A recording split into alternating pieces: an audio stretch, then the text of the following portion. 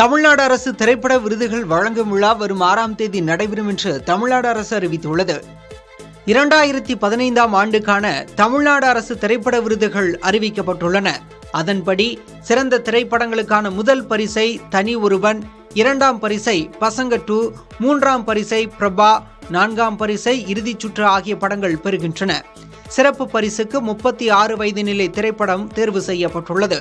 சிறந்த நடிகராக மாதவன், நடிகையாக ஜோதிகா தேர்வு செய்யப்பட்டுள்ளனர்.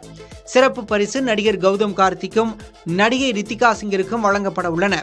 சிறந்த இயக்குநராக சுதா கொங்கரா தேர்வு செய்யப்பட்ட நிலையில் சிறந்த கதையாசிரியர் விருதை மோகன் ராஜா பெற உள்ளார்.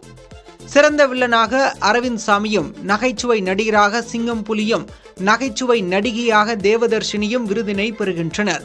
சிறந்த இசையமைப்பாளர் விருதினை ஜிப்ரானும், சிறந்த பாடலாசிரியர் விருதை விவேக் ஆகியோரும் பெறும் நிலையில் தொழில்நுட்ப கலைஞர்கள் பலருக்கும் விருதுகள் அறிவிக்கப்பட்டுள்ளன. இந்த விருது வழங்கும் விழா சென்னை ராஜரத்தினம் கலையரங்கத்தில் நடைபெறும் என்றும் அமைச்சர் மு.பே. சாமிநாதன் தங்கப்பதக்கம் மற்றும் விருதுக்கான சான்றிதழ்களை வழங்குவார் என்றும் தமிழக அரசு தெரிவித்துள்ளது.